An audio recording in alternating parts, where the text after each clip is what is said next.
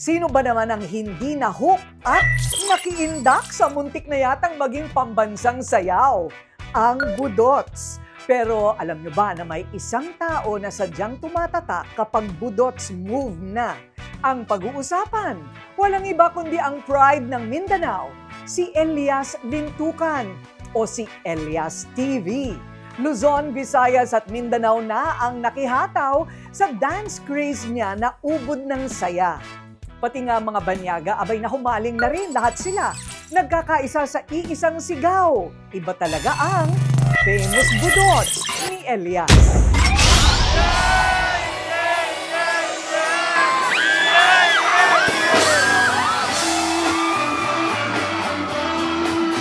Alam na this. Sa unang entrada pa lang ng salita sa kantang ito. Ang madlang people, abay, mga nagwawala. Nagigising daw kasi ang kanilang mga natutulog na diwa. Kanya-kanyang hataw, pahusayan pa nga ang iba sa paggiling. May pakaldag pa silang nalalaman o ang pagkahumaling sa indak ng musikang ito. Walang pinipiling edad o kasarian dahil lahat laban na laban. Ultimo mga artista, naku, nakikiuso din. Pero syempre, walang hihigit sa orihinal at nagmamay-ari ng kinahuhumalingang signature dance move. Ang promotor at nagpauso, walang iba kundi ang viral Cotabateño na si Elias Lintukan Jr. o si Elias for short, ang kinikilalang bagong gig king ng Mindanao. Bawat gig ng Elias JTV Band, kung saan bokalista ang reggae singer na si Elias, hindi magkamayaw ang dami ng mga fans. Opo, ganito na ka-big time ang kanilang grupo. Sa bawat probinsya sa Luzon, Visayas at Mindanao, sila ang banda na most requested ng masa. Ako si Dabe, saxophonist. Ako si Axel, ang trumpetist. Ako si Kendall, ang second keyboardist. JB, gitarista. Sherwin Bernardo, drummer. Adrian, the bass guitarist. M. Kenji, backup vocalist. Keith Aldrin, I'm a keyboardist. At syempre, kapag ganyang trending at pinag-uusapan, hashtag pang-rated Corina yan. Guess what? Nasa live performance ba nila tayo? Naku, hindi po, makikijam lang tayo dito sa kilalang-kilala ngayon na Elias JTV Band. Excited na ba kayo? Halika na! Ang Elias JTV Band! O, di ba? Handa na ba kayo sa eksklusibong kwentuhan natin? Kayo, handa na ba kayo? Handa na po!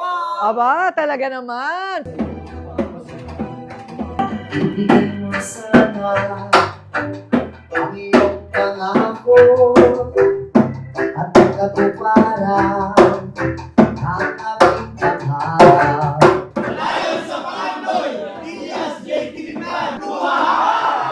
Binubuo ng 9 na miyembro ang successful Elias JTV Band. Aminado ang buong grupo. Malaki talagang ambag ni Elias at kanyang talento sa pagsayaw para nakilala ng husto ang kanilang banda. Lucky charm daw talaga nila si Elias. Nagulat ka ba na napupuno mo ang Araneta Coliseum? Nagugulat din kasi hindi ko naman hinangad tong mangyari na ganito kasi akala ko lang doon lang ako sa probinsya palagi. Pero ang swerte na kanilang itinuturing, tila balot naman ng kamalasan ang kwento ni Elias sa kanyang kabataan. Sa likod kasi ng masayahing karakter ni Elias, nakatago pala ang lungkot ng buhay niya noon sa Magpet, North Cotabato. Ang magaling na performer, matindi pala ang pinagdaanan. Kakarampot ang kinikita ng kanyang ama na trabahante sa pagkuha ng dagta ng rubber tree. Ang kulo ng sikmura, dulot ng gutom, ordinaryong pakiramdam na daw yan para sa kanya. Ano yung sobrang hirap na naranasan mo? Kumakain lang kami ng kamote at saka saging ng time na yon. Breakfast namin, saging lang. Paminsan-minsan nakakain din kami ng kanin pero yung ulam namin, asin, mantika at saka tuyo lang. Ang kagubatan na ang nagiging kusina nila para may maihain lang sa lamesa. Nangangaso ang kanyang tatay para may pagkain. Pero isang aksidente ang hindi inaasahan na nangyari. Naghunting siya ng mga wild animals ng time na yon. Pagkalabit niya, hindi pumutok. Tiningnan niya yung butas, biglang pumutok. Tapos na-disgrasya yung mata niya. Wala na siyang Paningin. wala nang paningin, isa na lang. Doon na naibenta na lahat yung mga ari-arian namin, yung mga hayop namin doon sa bukid, yung lupa namin. Sa kabila ng mga pagsubok na ito, naging positibo si Elias. Hindi habang buhay ganito ako. Hindi ka naman yung mareklamong bata. Hindi naman, kasi kasi sabi ko sa sarili ko, ngayon lang to, sa sunod makaahon din kami sa kahirapan. Dala ng kahirapan, nagdesisyong mangibang bayan ang kanyang mahal na ina para maitaguyod ang naghihingalong pamilya. Nag-abroad si mama, kami na lang naiwan doon sa bahay, kami na lang tatlo. At saka mga ilang buwan din, yung kuya ko kinuha din ng lolo at lola ko sa Zamboanga. Sa pangungulila sa kanyang ina, tinuon ni Elias sa pagsasaka ang kanyang kalungkutan.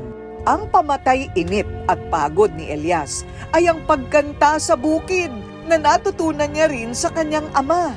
Aminado si Elias, hindi niya daw alam na maganda ang kanyang boses. Paano ka natutong kumanta kung wala namang kuryente sa inyo? Sino yung napapakinggan mong kumakanta?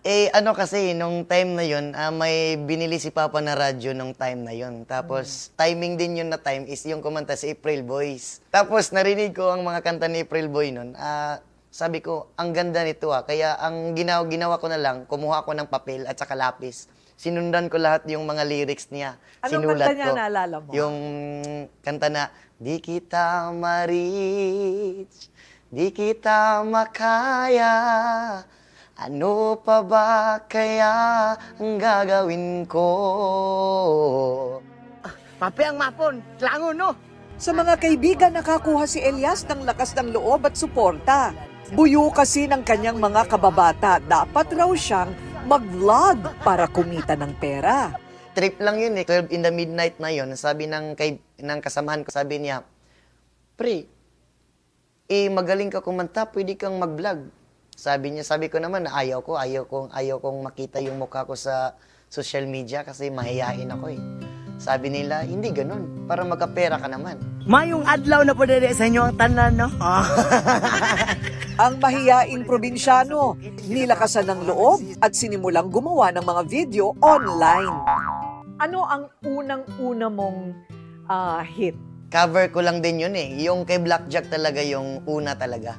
Yung modelong Charing. Oo. Bago ko yun kinanta, pumunta muna ako sa computeran, nag-search ako doon. Tapos nakita ko si Blackjack, pinakinggan ko yung kanta niya, tapos yung galaw niya. Sample mo naman, no? Ako ay isang model. Ganon. Okay. Doon sa ermita. Oh. Gabi-gabi sa disco. Ganon. yun ganon. Tapos may nag-video kasi sa akin nung time na yun. Tapos kinabukasan nag-post siya, nag-viral. Tapos doon nagsimula ang karir ko. Sinong mag-aakala na magiging patok ang kanyang mga paandar? Ang pagkakwela at husay, magbading-badingan, abay kinagat ng masa. Dahil sa mataas na views at dumaraming followers, nainganyo palalo si Elias na gumawa ng mas marami pang content. Bawat galaw ina-upload niya online. Nariyan ang buhay niya sa bukid, pagkanta sa ibabaw ng kalabaw, habang nagsasaka at kung ano-ano pa. Yun nga lang, naubos daw lahat ng pwede niyang i-video sa bukid, kaya nahirapan siyang mag-isip. Gumawa ako ng isang video, yung anong tawag yung nung 0.5 na pag ganon, parang nagbabakla-baklaan. Ulit. Parang ganon. Tapos lang kan. Ganon. Tapos pag-upload ko nun, biglang nag-viral din naman. Hanggang nagdesisyon siyang bumuo ng sayaw na pwedeng mag-click. Ang inspirasyon niya ang mismong trabaho sa pagkuha ng dagta sa rubber tree.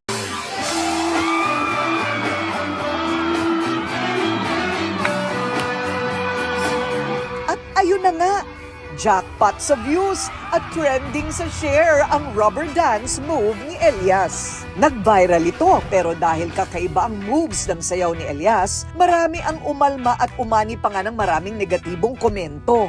Ang sayaw daw ni Elias malaswa at may double meaning. Para maliwanagan ng lahat, pinakita sa amin ni Elias ang step-by-step ng kanyang signature dance at bawat galaw mayroon palang kahulugan. Mag-cut ka ng rubber, hawakan muna yung puno. Tapos pag ganun.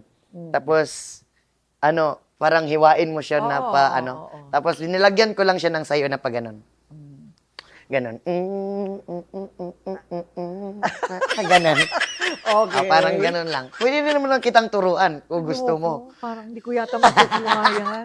Parang Saglit lang naman, parang kahit kulang 5 ako sa- seconds lang. Ganon, mag-ganon ka lang. Ha? Ayoko! Ayoko talaga. Huwag niyo akong pilitin. Baka gawin ko.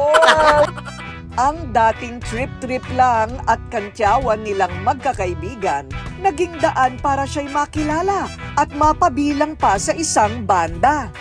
Maraming babae ang nabuhayan ng loob at naging instant admirer ni Elias. Answered prayer ang nangyari. Naging certified online sensation ang prom D at napabilang pa sa most promising vlogger ng Mindanao. Pag-post ko nun, ang mga comment kasi, halos mga babae nag-comment nun. Oo. Sayang naman yung sampal mo. Dapat sana dito na lang sa aming ganon. Sa puwet namin. Sana sa puwet, ganon. Tapos, nag-open ako ng TikTok ko. Lahat ng in-scroll ko, lahat mukha ko. Sabi ko, ano bang nangyayari dito sa TikTok? Hanggang sa umabot ng 1 million followers, hanggang sa naging tuloy-tuloy na. Hanggang ngayon, naging 8.5 million followers ng Wow! Yabang mo! Nakakainis ka, talaga ba? Lahat napapansin na kay Elias. Nariyang may agimat daw ba siyang taglay na sadyang kinaiinggitan ng mga lalaki? Paano ba naman kasi lahat ng mga babae gusto siyang makasayaw pag siya'y nasa entablado? Ano daw bang meron sa bandana o pugong ni Elias? Bakit daw ito dagdag pogi points? Ito yung shawl. Ayan. Ito. Kasi, nag-search ako sa Google, sa YouTube, sa Facebook, kahit saan-saan. Lahat ng mga artist, nag-search ako, walang nakasuot nito Tapos sabi ko, siguro pwede kong gawin tong maging akin. Sabi ko, ginawan ko lang kung paano siya isuot, kung paano siya itali. Hanggang sa naging nag-show na ako, ito talaga yung suot-suot ko. Pero marami din naman to.